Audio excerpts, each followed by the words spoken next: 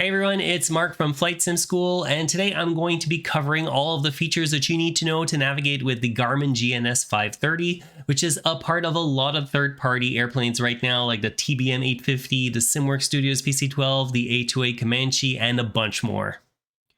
We're going to look at how to enter a flight plan, how to load and fly different procedures, how to use VNAV, as well as how to fly an RNAV approach with it in a hands-on flight from Indianapolis up to Chicago Midway. And since we're going to be focused exclusively on the GPS, you can very easily use this guide with any plane that can be equipped with a GNS530. So without further ado, let's get started. One thing that's interesting to note is that the GNS530 has a smaller counterpart in the GNS430, and other than the screen size, it has almost all of the same functionality. It's just laid out differently because of its size, and anything that you're going to see me do in the 530 can also be done in the 430 as well. In some planes, you're going to have the option to choose between the two models, but I always go for the 530 when it's available because it has that bigger screen and it definitely helps with your situational awareness. And in some planes, you can even load a 530 and a 430 side by side that'll sync with each other, so you can use them together to get an even better picture of what's going on. The GNS530 is logically split into two parts, with the left side of the display for manipulating the comms and the nav radios, and then the right side and the bottom controls are there for manipulating everything related to your flight plan. Let's quickly look at the left side of the screen to get that out of the way, where we have our two comm and nav frequencies. The topmost value for the comms and the nav radios are the active frequencies that you're currently using, and the standby frequency that's highlighted in that C in color is the one that you can change by twisting the large and small dials on the left side of the GPS.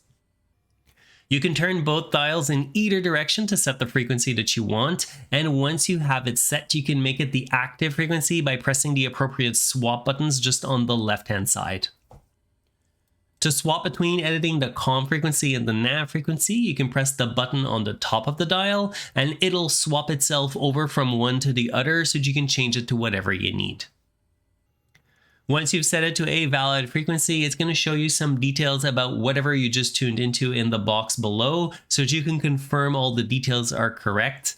But we won't go into much more detail about all of that here because we're going to be focusing on the GPS features for this flight, but I'll leave some links in the description if you want to know more about this type of navigation. Let's move on to how to enter our route now. So we'll start by going to the flight plan page, which is where we're going to enter all of our waypoints. And the right side dial is what we're going to use to do most of that data entry.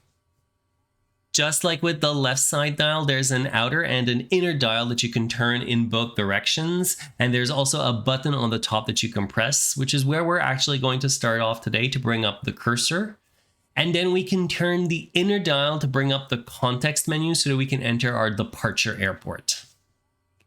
The easiest way that I find to remember when to use the inner or outer dial is that the outer one's usually used for navigating through the menus, and the inner dial is normally what you're going to use to be able to choose a value for something. For example, Indianapolis's ICAO code is KIND, and we can enter it by turning the small knob until we get to the letter that we want to load in. So in this case, it's the I that we're looking for. And then we can turn the large knob to switch from one letter to another until we've entered our full identifier. There is a shortcut though if you have a keyboard connected. All you've got to do is press the little icon that's next to the last letter, and at that point you can just type the identifier in with your keyboard normally. So I would just type in KIND and it's going to come up right away for me. You'll know it's found the right waypoint when it shows you the waypoint information right below, and at that point you can press the enter key on the right side of the GPS to confirm your choice, which is what you're going to press anytime that you want to confirm an option in any of the GPS's menus. Let's do the same thing for our destination airport now, and since it's already highlighted the entry just below our origin, all I've got to do is turn the inner dial again to bring the menu back up, and I can enter our destination for today, which in this case is going to be KMDW for Chicago Midway. The next step is to enter our en route waypoints, of which we only have one. So what I'll do is bring the cursor up by one level so that it's highlighting the midway entry. And now I'll turn the inner dial again to bring the waypoint entry screen back up. Our en route waypoints identifier is ELANR or Eleanor. So I'll type that one in as well. And once I press enter to confirm it, you're going to see it's going to put it right above the waypoint that I had highlighted before bringing the entry screen up. So if I had wanted to enter another waypoint before Eleanor, I would have to highlight Eleanor. And if I wanted to enter another waypoint after Eleanor, I'd have to highlight the midway entry again.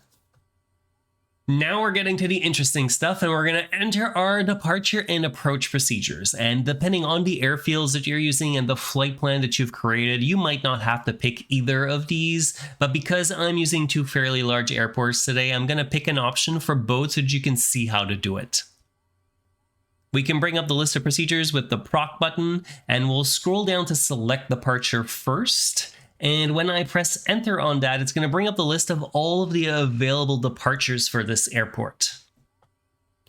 I chose the Mir 7 because it made the most sense for my direction of flight towards Chicago. So I'm going to scroll down to it with the outer knob. I'll select it with the enter key. And now it's asking me which runway that I'm going to be using so it can show me the right departure information on the map. I'll be using 23 right since the wind is blowing from around 250 today and it's the closest to where I'm parked. So I'll pick that one, and now it's asking for the transition that I'm going to use. And again, it's really just a matter of looking at what fits the best with where you're going. In this case, for me, it's going to be the boiler transition, so I'll pick that one. Once I confirm that, it's going to update the flight plan and enter all of the waypoints that are part of the departure procedure, all the way up to the transition point that I picked, and it all gets shown under the departure block of the flight plan. We're going to load our approach procedure in pretty much the exact same way, so I'll go back into the procedures menu, and this time I'm going to choose select approach. One important thing to know about is that the GPS is only going to show you approaches that it can fly in this list, and more specifically, it can't fly RNP approaches because it doesn't have the required precision. So if you find that there's an RNAV approach missing from here, that's probably why. We're flying the RNAV to runway 22 right, so I'm going to scroll down to that one. And once I pick it, it's going to ask me which transition to use. And what I recommend is to check the chart and pick the one that lines up the best with your route and that it gives you the most time to set up for the approach. In this case, the Chicago Heights transition suits us best because it's the one that's closest to our route as we're flying north towards Chicago. So I'll confirm that one. And with that done, we can see that it's now loaded in all of our approach procedure waypoints that we need to fly by, and we have a complete flight plan that we can use to get from Indianapolis all the way up to Midway. I'm going to get the plane running, and I'll meet you at the runway for takeoff in just a second so that we can review how everything works in flight. But in the meantime, I just want to remind you to hit the like button if you've learned something useful today, and make sure that you subscribe as well so that you get more tutorials like this one to help you with your flight sim journey. The GNS530 doesn't have the deep systems integration with the airplane like a G1000 unit would, but it does still drive the HSI in the airplane, and it can do basic things with the autopilot. So as we're getting ready to go here, it's always best to double check that it's using the GPS as its source. If it's displaying VLOC instead, it means that the HSI is going to show you nav information related to the frequencies that you've loaded into the nav radios, either for a VOR or a localizer signal. So to swap back into GPS mode, you just have to press the CDI key to go back to it. As we get moving, one issue that I've had with the GNS530 is that the departure procedures aren't always displayed correctly on the map display. Right now, it's showing our magenta flight path starting from the center of the airport out to the first waypoint, rather than from the runway where we're taking off from, which seems to be a little bit of a display issue since it appears correctly if you have a look at that same departure in a G1000 unit. Our departure goes from the runway to a waypoint called MAN SEQ, which stands for manual sequence. And once we cross that waypoint, we have to vector ourselves to get to the next waypoint of the departure procedure, because you can see the magenta line ends at that waypoint.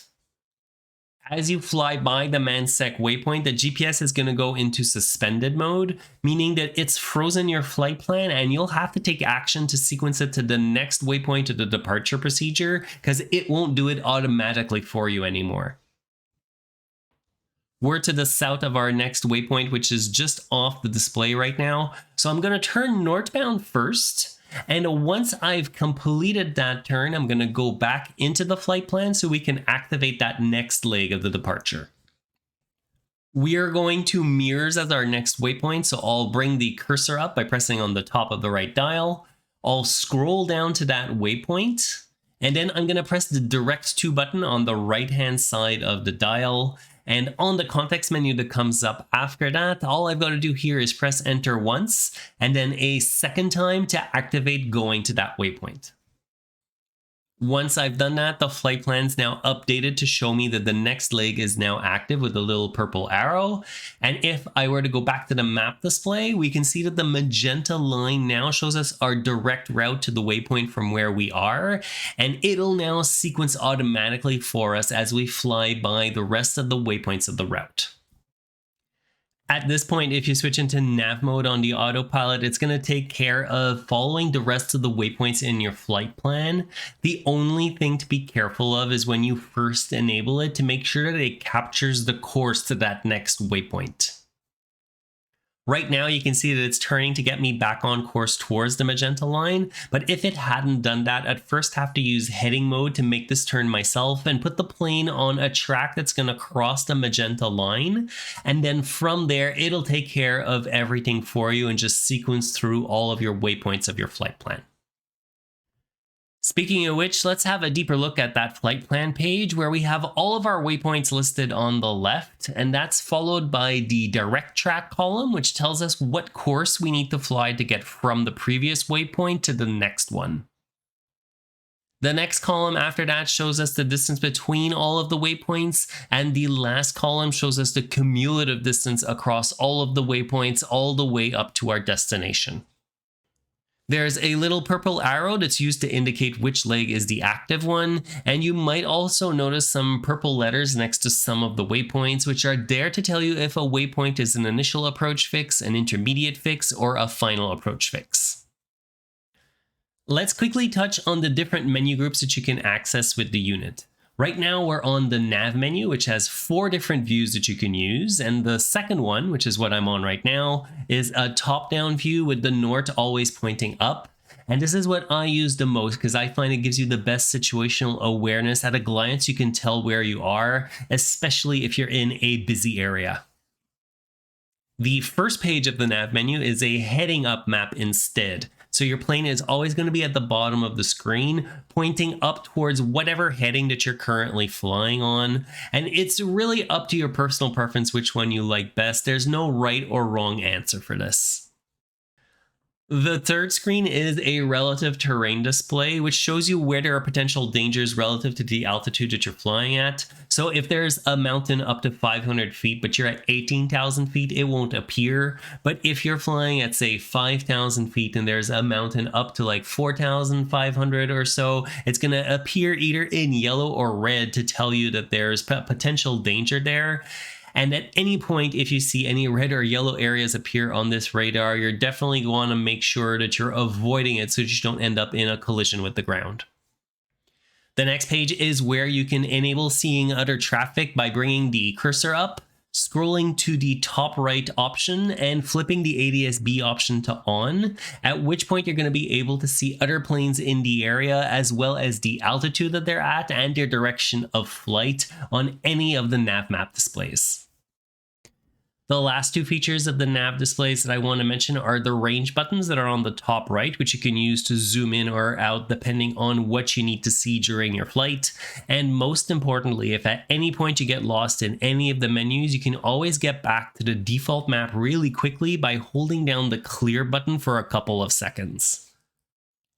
That covers it for the nav menus, and from there, if we use the outer dial instead, you can see we can get to the waypoint menu, which has 10 subpages where you can get a ton of information about the airports, nav aids, and anything else that you might need as you're flying around. And we won't go into much more detail on these here. I mostly just wanted to point it out so that you know that they exist if ever you need them during a flight. The last group is the AUX menu, where you've got some flight planning tools as well as some setup pages where you can change a lot of the settings of the GNS530 to tweak it however you like it. But for the most part, you shouldn't have to change too much in there since the defaults work pretty well. The GNS530 has a VNAV system that you can use to time your descent from cruise. However, it's not tightly integrated to the autopilot like it would be in other airplanes, and we're going to see that in action in just a second here. Looking at our approach chart, we're going to target being at 3,000 feet by the time we get to Savvy. So we'll set that up by first telling it our target altitude, again by using the right dial to bring up the cursor, and then the outer dial and inner dials to move around the different fields and change their values. The target position is the distance and waypoint that we want to reach the target altitude that we just set. And what I'll do here is set it up so that it calculates our VNAV profile to reach our 3,000 foot target by the time we're 1 nautical mile out from the Savvy waypoint. The vertical speed profile is the vertical speed that we're planning on using for the descent, which is going to vary based on the airplane that we're flying. But for today, we're going to be using a very leisurely 900 feet per minute. And once we confirm that, right below in the status field, it's going to update itself to tell us how long we have until we need to start descending. The VSR field is the vertical speed that it's calculated we'd have to use if we were to start descending right now to achieve our target. So if you're behind on profile and you missed your top of descent, this is where you can come and see what vertical speed you'll need to use to catch up and still make your target altitude. Once you reach the top of descent point, you're going to get a message flashing at the bottom of the display to tell you that you're approaching the VNAV profile, and the status message is going to update itself as well to tell you that you can start descending. The big difference versus the advanced avionics of a G1000 or even the G3000 is that even though I've reduced my target altitude in the autopilot, it won't start descending automatically for me like it would in those systems, and I have to configure the airplane to descend at the vertical speed that I'm targeting. As you're getting closer to your destination, the next thing that you're probably going to have to do in the GPS is choosing between activating the approach or activating vectors to final, and sometimes you can even use both on a single approach, so it's important to understand the difference between them. What the activate approach option does is it's going to set the first waypoint of the approach as your active leg in the flight plan. So if there are other waypoints between where you are and that first approach waypoint, it's going to skip them and take you straight to the beginning of the approach. Typically, you'll use this if you're flying around with some type of ATC and they vector you around for spacing with other airplanes, but at some point they're going to clear you to that first waypoint of the approach, and the activate approach option in the procedures menu is just a shortcut so that you can go directly to that waypoint with just 2 button clicks. The difference with vectors to final is that choosing that option instead is going to wipe out all of the other waypoints of your approach. So all you'll have left is the final approach fix with a very small segment that runs to the runway. The reason it's doing it like that is that it's expecting that you're going to use either heading mode with vectors, or you're just going to figure out how to get to the final approach course yourself. And that's why it clears everything else out from the flight plan, because it's expecting you to be able to get to that point without having to use all of the waypoints of the approach. If you're doing an RNAV approach with the GNS530, as you turn final, the mode that's shown in the bottom left of the GPS is going to switch from terminal to another value to tell you what type of approach that you're flying. The GPS can follow a few different types of lateral approach modes that have different levels of precision, and it can also do a few vertical modes as well to give you something that's going to resemble a glide slope to follow down to the runway. For the lateral modes, the least precise is going to be LNAV, and the most precise is an LP approach, which stands for localizer performance, and like the name says, it gives you a very similar precision to a localizer. In terms of vertical modes, if it's available, you're going to see either a V or a plus V after the lateral mode, with the plus V being just a calculated glide slope, so it's not as precise, and you'll still need to refer to the chart to know how low you can descend and when. On the other hand, a mode like LPV, which is what I'm flying today, is going to provide you with proper vertical guidance that you can pretty much use exactly like a glide slope of an ILS, but even then, it's still a good idea to keep an eye on your approach chart. Let me know in the comments if you'd like to see a deeper dive on the different approach modes and how to fly them. And as always, thank you for your time, and make sure to hit like and subscribe on your way out so that you don't miss out on our next video.